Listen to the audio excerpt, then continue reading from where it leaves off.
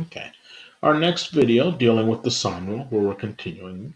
And just a quick reminder, the sine rule is a very useful property of triangles. It can be proven using simple trigonometry, also known as the law of sines. So if I have a triangle, right, the proportion of the side and the angle opposite, the sine ratio of that, is constant, right?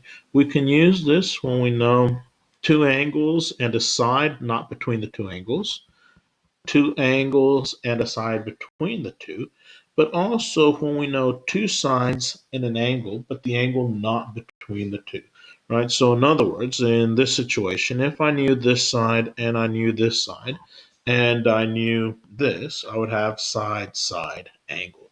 This angle is not between the two sides, okay?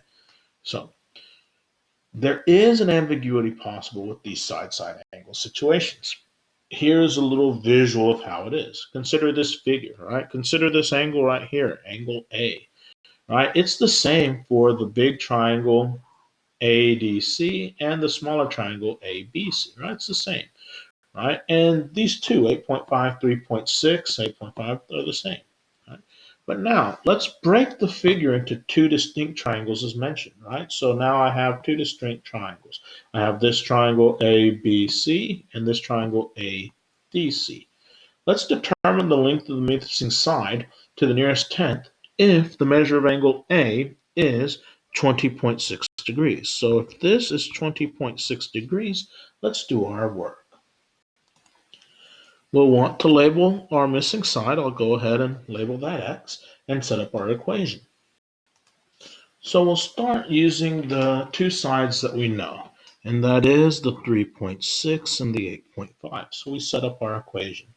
Now we need to solve for B, so we'll rearrange. So we rearrange and we have 8.5 sine of 20.6 all over 3.6. Okay, using our calculator, what do we get?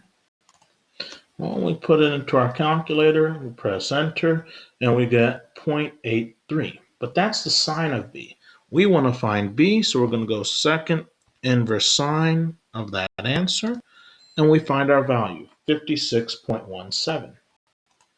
So that means that B is going to be 56.2, but truly, it could also be 180 minus that. So 180 minus 56.2, because this is going to have the exact same sine ratio, 123.8, right? Because that's 180 minus 56.2.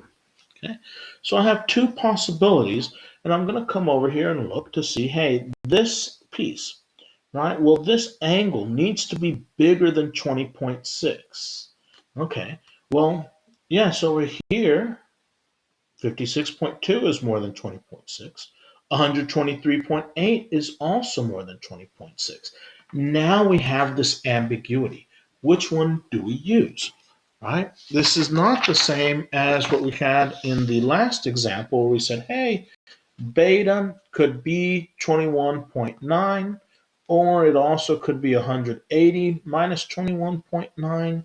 But if I look at this beta, I know that beta has to be less than 34, so beta had to be 21.9. In this situation, that's not the case. In this situation, we could be either of these two values. And depending on which of these two values we have will affect what our length is. So I'm going to call this length X, and over here, I'm going to call that length Y. So over here, I would have 20.6. Okay, so what does that mean for us? What that means for us is we're going to have these two different situations to solve for our unknown side length. And how do we do it? Well, over here, I'm going to let this one, since this looks obtuse, I'm going to let this one be 123.8. And this one, since it looks acute, I'm going to let that one be 56.2. Let me screw that over so you can kind of see.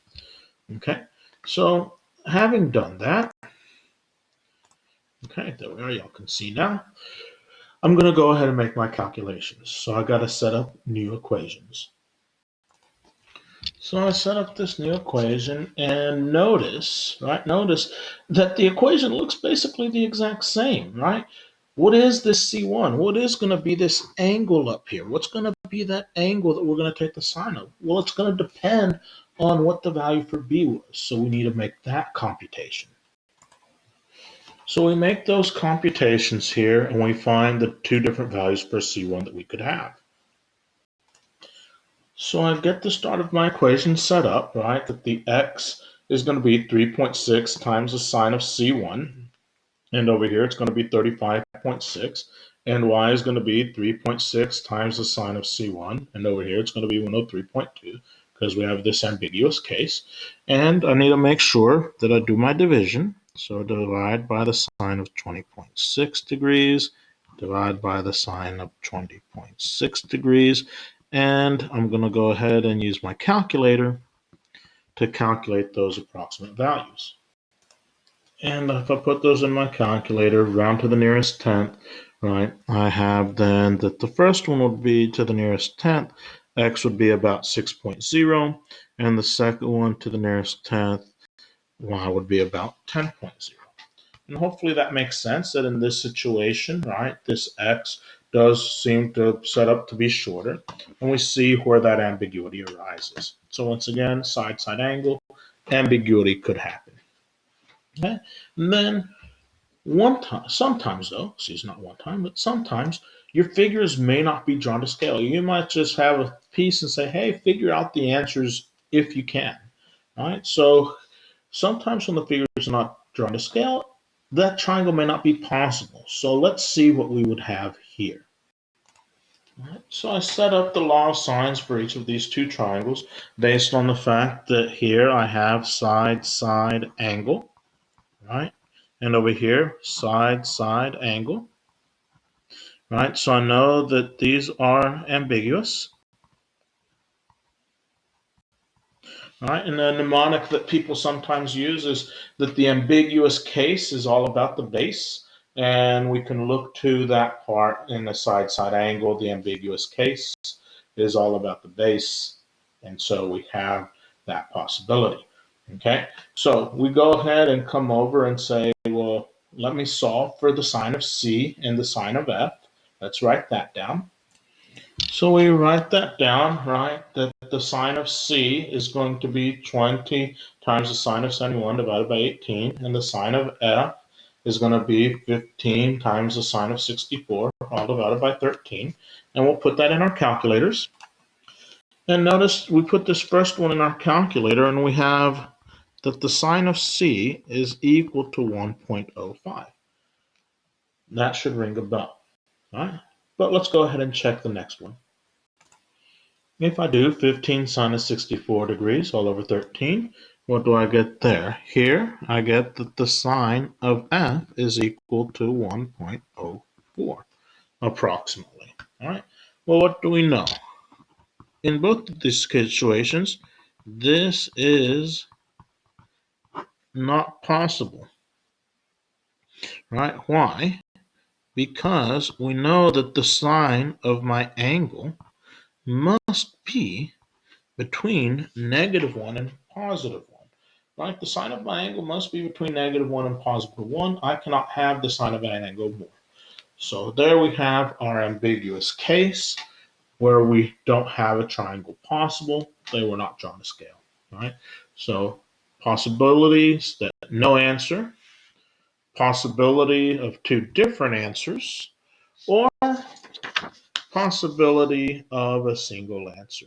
So that's the law of sines. We'll do applications in another lesson, but you'll be able to get the practice in.